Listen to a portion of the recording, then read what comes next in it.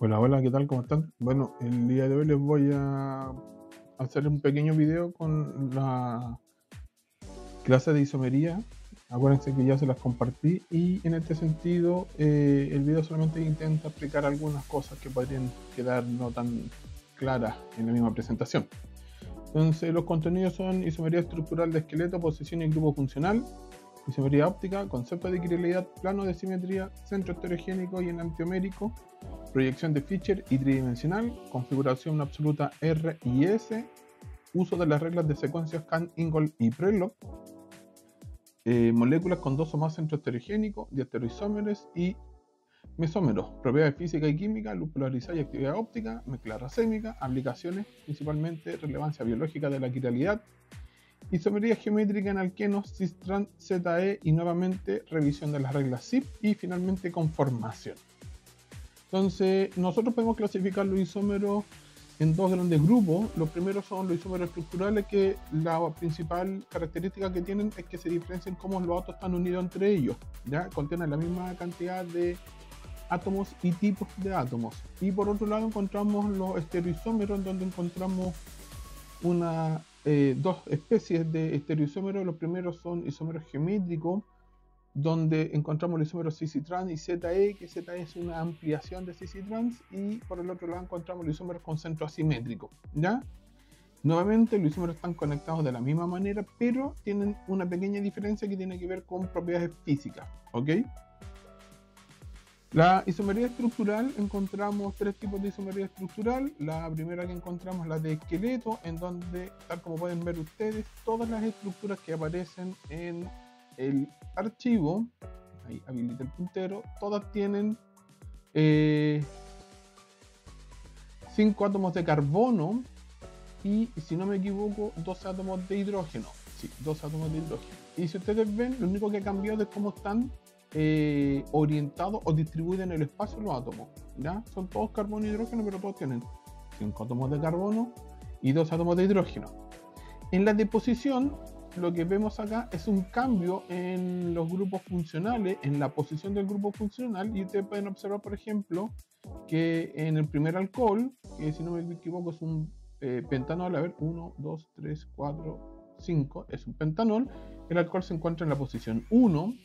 En el siguiente ejemplo, perdón, aquí se superpone con la parte de abajo, el alcohol se encuentra en la posición 2, y en el siguiente ejemplo el alcohol se encuentra en la posición 3. Es decir, que la isomería posicional es simplemente cómo va cambiando dentro de la estructura la ubicación de algún grupo funcional. Grupo funcional nos vamos a referir a doble enlace, triple enlace, alcohol, aldehído, amina. Bueno, los aldehídos generalmente están en el mismo lugar, cetona, etcétera, ¿ya?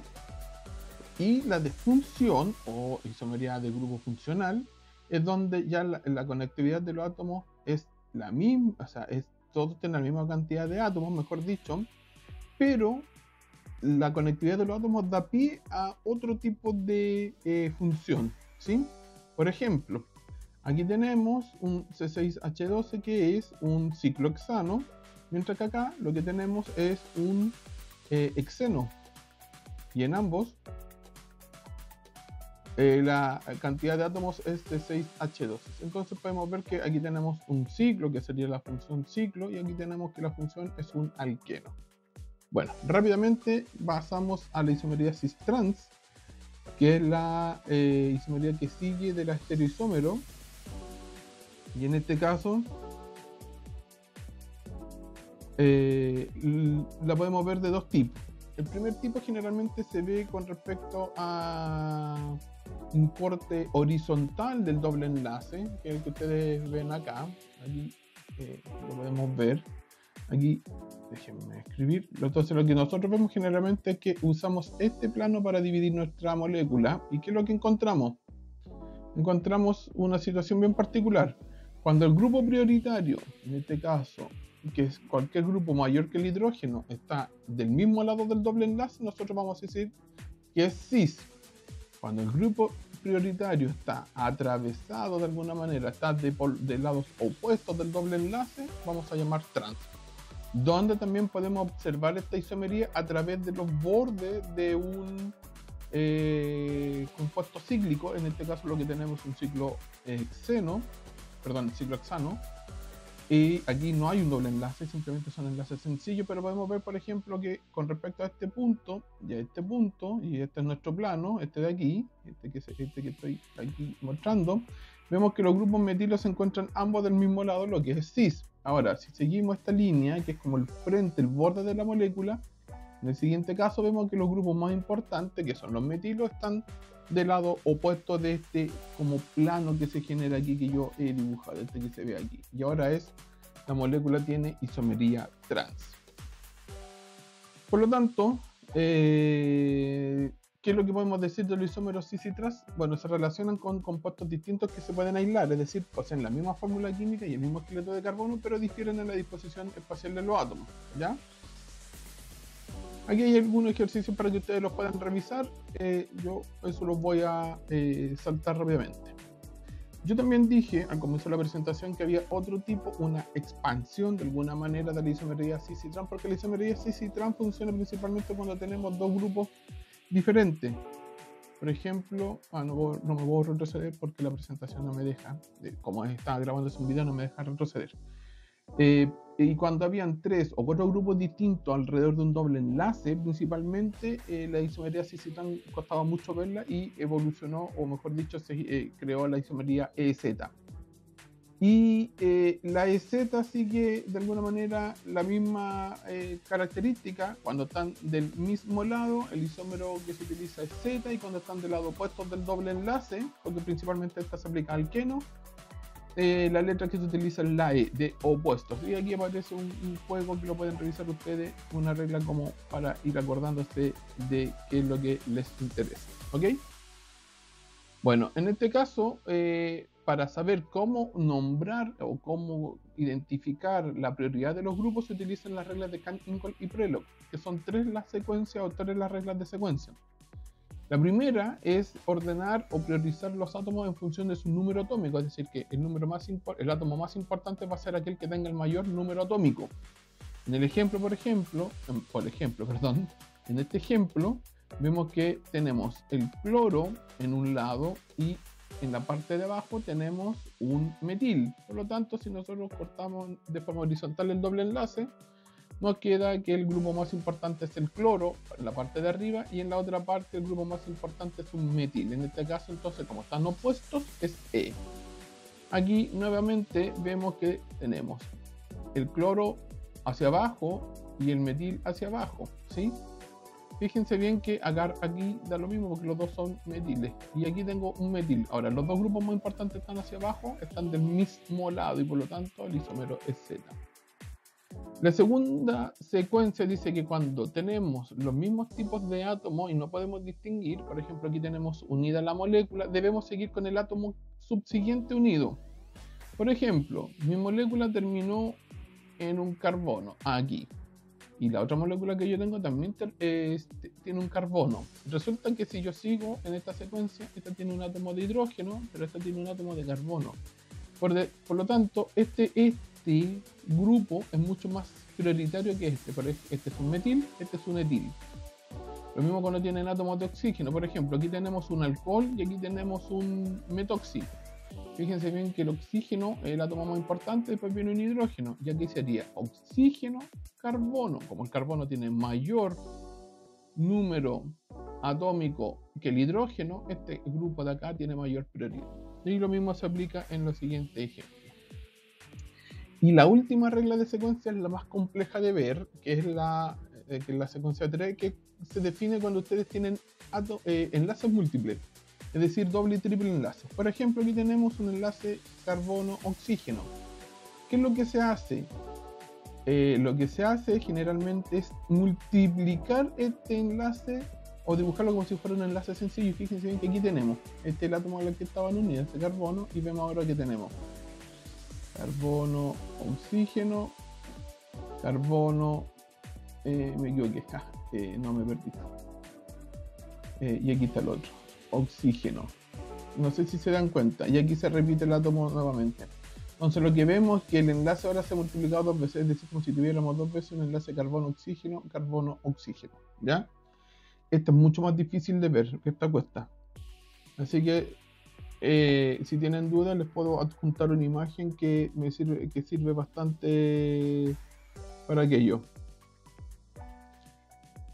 ¿Qué más tenemos? Bueno, aquí siguen ejemplos de enlaces múltiples, doble y triple, para que ustedes vean. Entonces, por ejemplo, aquí vemos el doble enlace. Este enlace dice este está unido a un carbono, hidrógeno, carbono, y este está unido a un hidrógeno, hidrógeno, carbono, carbono. Y entonces lo dibujamos así, lo multiplicamos. Entonces aquí está este de aquí, es ese de ahí, y este de aquí es ese de acá. Sí, es bastante difícil verlo al comienzo, no es tan sencillo. Bueno, y para el triple enlace es aún peor porque se triplica la conectividad. Enantiómeros y carbono tetraédrico. ¿Qué es lo que ocurre a continuación? Ya estamos en la isomería, en la estereoisomería, ¿ya? O en los enantiómeros.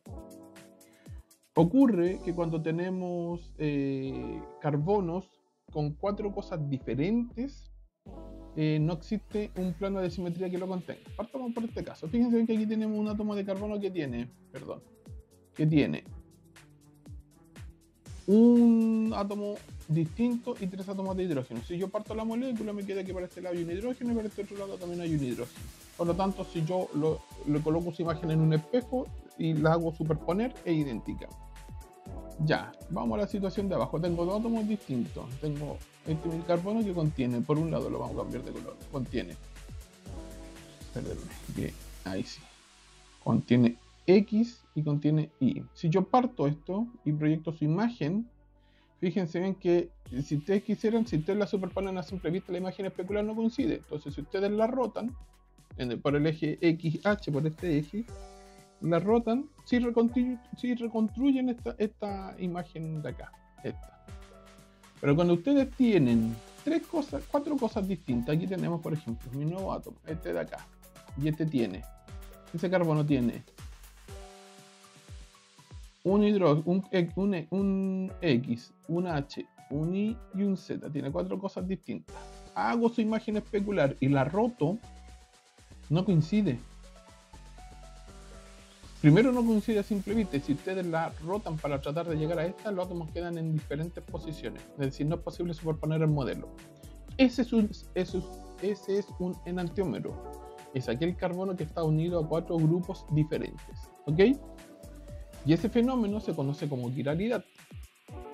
Entonces, ¿qué significa que sea quiralidad o quiral? Significa que es una molécula que no tiene un plano de es una molécula que no tiene un plano de simetría.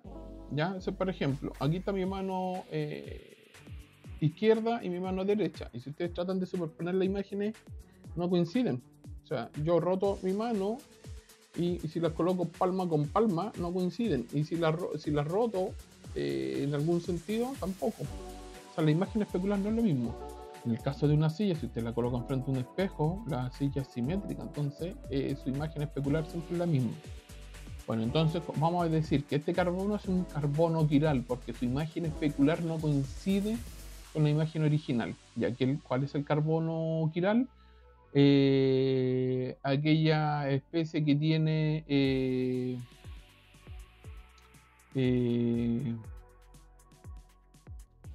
cuatro objetos distintos unidos a él, 4 grupos funcionales o 4 átomos distintos, ¿sí? Entonces, por ejemplo, aquí aparecen varios centros heterogénicos, también el otro nombre que se les dice es el centro heterogénico, y generalmente o asimétrico, se les conoce como centro quiral, centro heterogénico o centro asimétrico, ¿sí? Entonces, cuando por ejemplo, este de aquí, tenemos este carbono que tiene 4 cosas, tiene un H que está oculto, tiene este grupo por este lado, lo voy a rayar. No, aquí hay un H, ahí hay un grupo, aquí hay otro grupo, ahí está los H y está todo este grupo, tiene 4 cosas. Entonces este carbono lo vamos a marcar con un asterisco, y lo vamos a llamar carbono o centro asimétrico, carbono quiral o carbono asimétrico, ¿ya?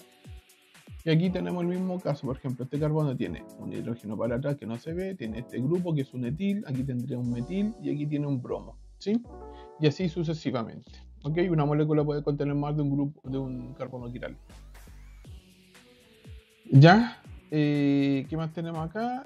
Fíjense bien que aquí hay un ejemplo o un contraejemplo donde tenemos el metilciclohexano, el metil justo está arriba, está aquí, y si ustedes, ahí está, si ustedes lo parten, lo hacen en el espejo, la mitad y la otra mitad son idénticas, simétricos.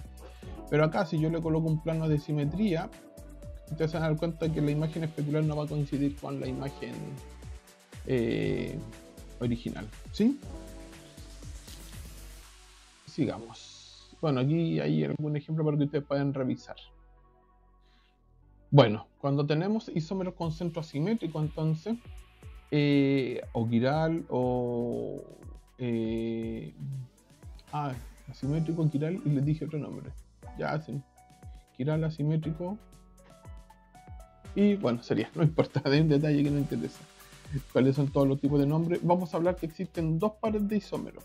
Entonces, por ejemplo, yo tengo que cuando este isómero lo proyecto, fíjense bien, y lo trato de rotar, superponer, no va a coincidir. Esta imagen especular es un estereoisómero de la primera molécula, ¿ya?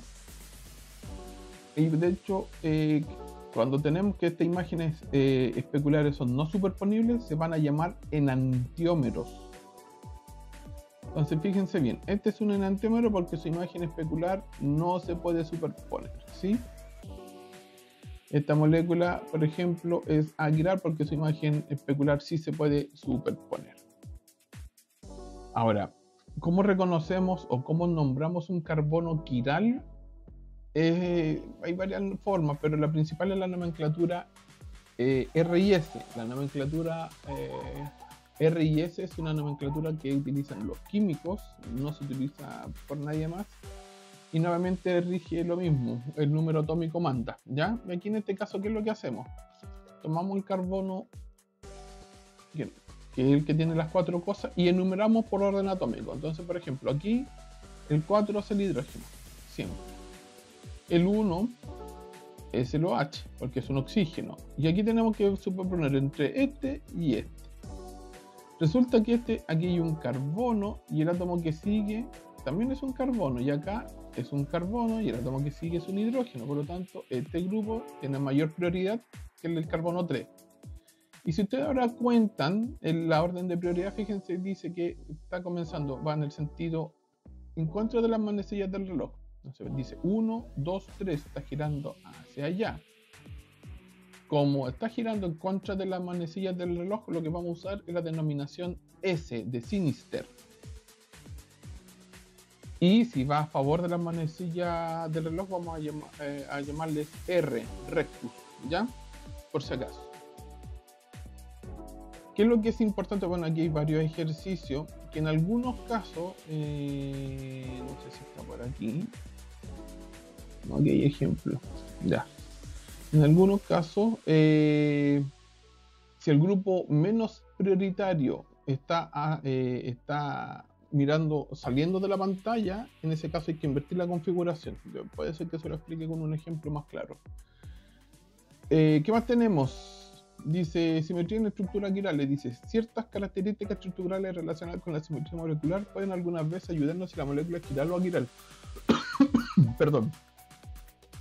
Dice, es decir, si una molécula que tiene un plano de simetría o un centro de simetría puede superponerse con su imagen especular y es aquiral. Un plano de simetría biseca la molécula de manera que la mitad de la molécula es la imagen especular de la otra mitad, ¿ya? Entonces hay algunas moléculas que tienen un plano de simetría, que si tienen un centro quiral, pero tienen un plano de simetría. Entonces en ese caso tiene otro nombre el tipo de isómero. ¿Qué es lo que es importante? La actividad óptica de los enantiómeros es la única propiedad física que los puede distinguir. Tienen todas sus demás propiedades físicas iguales, pero hay una propiedad física que es distinta, que es la desviación de la luz polarizada. Entonces, cuando ustedes tienen que polarizar la luz, es decir, filtran la frecuencia y la dejan en un solo lado, o sea, dejan una pura longitud de onda, si la molécula la desvía para un lugar o para otro, o sea, si le desvía hacia la izquierda o hacia la derecha, estamos en presencia de un enantiómero. Ya, y nos va de la mano la configuración de la actividad óptica que se determina de manera experimental con la nomenclatura R y S. No son compatibles, ¿ya? Entonces, ¿qué es lo que sí nosotros, y esto sí lo van a ver ustedes en bioquímica, que por ejemplo dice, si en un compuesto ópticamente activo gira el plano de polarización en el sentido de las manecillas del reloj, se denomina dextrógiro o dextrorotatorio y se representa mediante un signo más. Si el plano de luz polarizada se desvía opuesto a las manecillas del reloj, se denomina levógiro o levorotatorio y se representa con un signo menos, ¿sí? Y esto solamente se puede ver experimentalmente. Ahora, la nomenclatura R y S no van de la mano de la propiedad física. Esto es solamente una nomenclatura química y esto es una propiedad física, ¿ya? Así que no necesariamente son idénticas. Bueno, aquí hay unas diapos de rotación óptica que las voy a pasar porque no me interesa. ¿Qué sí es importante? Lo que sigue. Yo mostré un estereoisómero con un centro quiral, pero hay moléculas, sobre todo moléculas de tipo orgánica, que tienen más de un centro quiral. Por ejemplo, acá tenemos 2 centros quirales, ¿sí? Ahora, como hay 2 centros quirales, hay una pequeña fórmula que me permite determinar la cantidad de estereoisómeros posibles. Que la fórmula dice que el número de estereoisómeros va a ser igual a 2 elevado a n, donde n es la cantidad de átomos de carbono asimétricos. Entonces, por ejemplo, aquí tengo 2 carbonos asimétricos marcados con asterisco, donde el número máximo de estereoisómeros serían 4. Es decir, voy a tener esta configuración, aquí está con proyecciones, recuerden que las cuñas negras salen de la pantalla y las cuñas achuradas, estas de acá, entran a la pantalla, así están por detrás. Y fíjense bien que han cambiado su configuración. Hemos numerado estos enantiómeros con los números 1, 2, 3 y 4. Fíjense bien que están agrupados de pares. 1 y 2, y 3 y 4 son imágenes especulares no superponibles. Es decir, que este par, 1 y 2, y por el otro lado 3 y 4 son enantiómeros. Pero ustedes si se fijan, y son bien distinguen bien lo que ocurre ahora, fíjense bien que 1 y 3 permanece un centro igual, aquí se los voy a marcar, fíjense bien, entre 1 y 3 permanece ese centro igual, es decir, ese no rotó, pero el otro se ha invertido, ¿se dan cuenta? Lo voy a poner en azul. Este centro es como que rotó la mitad de la molécula nomás. Es decir, uno de los carbonos quirales es distinto en la otra configuración. Entre 1 y 3 son diastereoisómeros, es decir, que son estereoisómeros que no son enantiómeros, porque una parte de la molécula permanece igual. Y 2 y 4 también son diastereoisómeros, ¿ok? Entonces dice, los enantiómeros poseen propiedades físicas y químicas idénticas, excepto la manera de interactuar con la luz polarizada. Los diastereoisómeros, en cambio, tienen propiedades físicas y químicas distintas, ¿sí? Bueno, y aquí tenemos distintos tipos de estereoisómeros con la nomenclatura R y S. Entonces, por ejemplo, cuando tenemos lo siguiente, tenemos 4 estereoisómeros para el ácido 2-amino 3-hidroxibutanoico. Entre esta molécula y esta, vamos a poner 1 y 2, estos son enantiómeros, y entre 3 y 4 también son enantiómeros.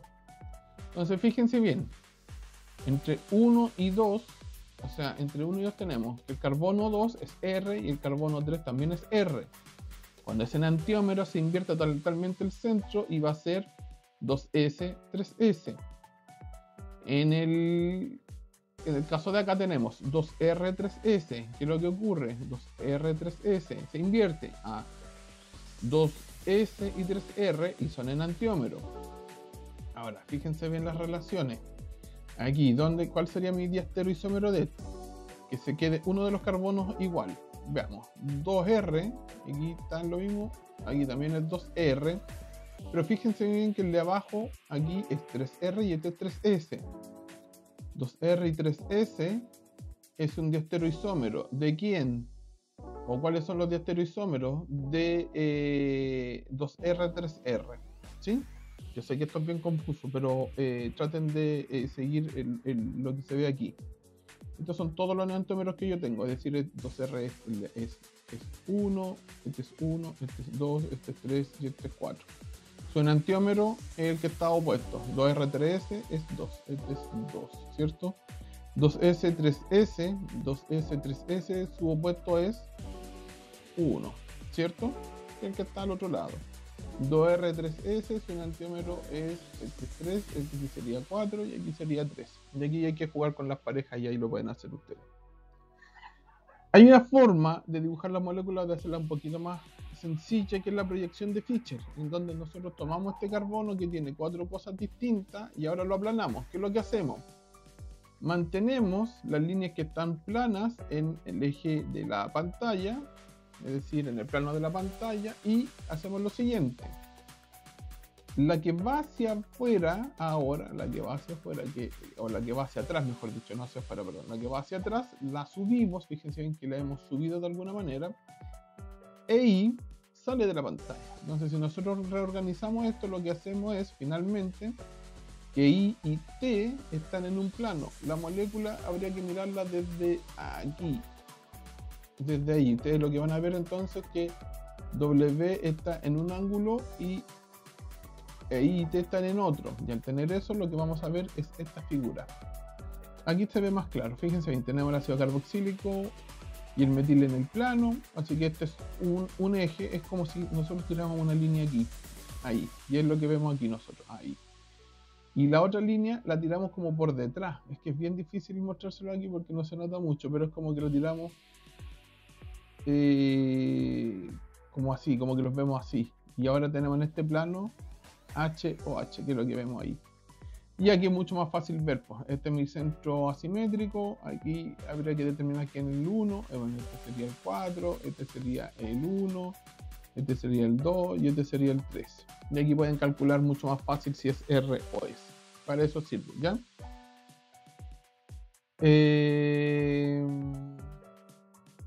¿Qué más tenemos? Tenemos ciertos compuestos que se llaman compuestos meso, que son compuestos que poseen centro asimétrico y que por un motivo uno de los centros asimétricos no cambia y solamente en vez de tener, según la regla de 2 elevado a n, 4 estereoisómeros, solamente tienen 3. ¿Ya? Fíjense bien. Tenemos 1, 2 y 3, que son nuestros enantiómeros. Pero fíjense bien que nos queda lo siguiente. 1B, si ustedes tienen 1B, dice, si ustedes giran 1B, dice, si se gira 1 en 180 grados, nos podemos dar cuenta que es igual a 1B. Es decir, que el cuarto estereoisómero es en realidad una rotación de 1. Y como 1 tiene entonces un plano de simetría encubierto, le llamamos compuestos meso. ¿Tienen carbonos aguirales? O sea, mejor dicho, es una molécula aguiral, es decir, tienen centro asimétrico, pero la molécula es aguiral, ¿ya? Aquí está, aquí se ve más claro. Aquí el plano de simetría está aquí, pues fíjense bien que ahí al medio lo que ustedes pueden ver es que la parte de arriba es igual a la parte de abajo, pero es como un reflejo, ¿ya? ¿Qué más tenemos? Bueno, aquí vemos otro tipo de nomenclatura, pero esto lo voy a dejar pendiente. Aquí hay unos problemas. Separación de enantiómeros solamente si ustedes lo quieren. ¿Dónde es importante? ¿Cuál es la relevancia de lo que les acabo de explicar rápidamente? Yo sé que esto es muy sencillo, o sea, muy rápido, muy simple la explicación, a eso voy. Es lo siguiente. Las enzimas son capaces de reconocer cuando el compuesto es un enantiómero, ya sea el R o el S, y por lo tanto las enzimas, que son moléculas súper claras, son moleculotas, mejor dicho, las moleculotas tienen esta capacidad son moléculas de más o menos 100.000 átomos, o sea, son gigantes. Las enzimas pescan este sustrato, esto se llama sustrato generalmente porque entra la enzima y ella dice, a ver, a mí solamente me sirve el enantiómero R, y por ejemplo entra el S, no lo pesca porque él sabe que es el S y no le sirve y lo despacha. Entonces cuando están los dos enantiómeros y está el R y el S, filtra de alguna manera, el S lo saca y el R lo procesa, y finalmente lo que ocurre es que la reacción solamente se da con uno. En estricto rigor, la enzima es una supermolécula, una biomolécula altamente específica, porque imagínense que está detectando la configuración quiral del átomo. O sea, no es cualquier cosa. Entonces son sumamente específicas las enzimas, ¿ya? ¿Dónde se ve esto? En los receptores. Fíjense, aquí tenemos una aplicación más clara en biología. Dice, un receptor es una proteína que se une con una molécula en particular. Si el receptor es quiral, se unirá mejor a un enantiómero que a otro.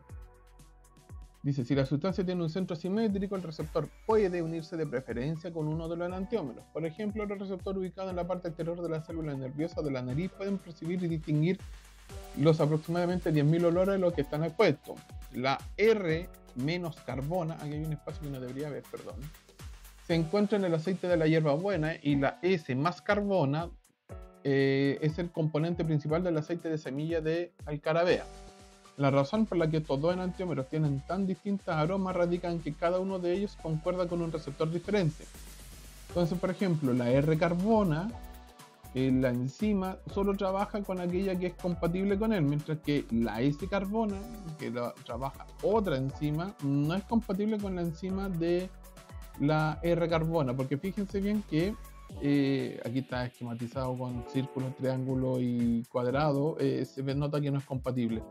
¿Sí? Entonces las enzimas son sumamente específicas. Entonces, rápidamente, para no aburrirlos, el resumen quedaría así. La estereoquímica es el campo de la química que trata con la estructura de la molécula en 3 dimensiones. A los compuestos con la misma fórmula molecular pero no idénticos se les llama isómeros, donde conocimos dos tipos, isómero estructural y estereoisómero. Los isómeros estructurales se distinguen por la manera en que están conectados con los átomos. Y dijimos que habían 3 tipos, de cadena, de función y de posición. Mientras que los estereoisómeros dijimos que habían 2 tipos, pero son los estereoisómeros, se distinguen por la manera en que los átomos están ordenados en el espacio y se dividen en 2 clases. Isómeros geométricos, yo diría que es más correcto, y los que contienen un centro asimétrico, un carbono quiral o no me acuerdo cuál era el otro nombre que utilicé, que se me olvidó. Una molécula quiral, dice, tiene una imagen no superponible. Esta es quiral porque posee un centro asimétrico, un carbono unido a 4 átomos distintos, el cual es ópticamente activo. Es decir, que cuando hay un carbono asimétrico o un carbono quiral, un estereogénico, ese es el nombre que siempre se me dio, el centro estereogénico, vemos que desvía uno de los estereoisómeros la luz polarizada hacia la izquierda y el otro hacia la derecha. Dice, una molécula quiral, no, eso yo lo dije.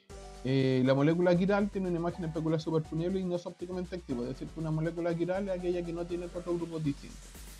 Las moléculas especulares no superponibles se llaman enantiómeros, propiedades físicas y químicas idénticas excepto la desviación de la luz polarizada. Los diastereoisómeros son estereoisómeros que no son enantiómeros, tienen propiedades físicas y químicas diferentes. Una mezcla de cantidades iguales de 2 enantiómeros se llaman mezclas racémicas, es decir, que cuando está la misma proporción del enantiómero R y S. La letra R y S indican una configuración con respecto a un centro simétrico. Un compuesto meso, por otro lado, tiene 2 o más centros simétricos y un plano de simetría, siendo una molécula quiral. ¿Por qué? Porque tiene 3 estereoisómeros, hay 2 enantiómeros y un compuesto meso, porque el siguiente, el cuarto que no dibujamos, es una imagen del primero y por lo tanto tiene un plano de simetría. Ha sido una introducción rápida a la estereoisomería y a la isomería, principalmente en química. Así que cualquier cosa me pueden preguntar. Nos vemos.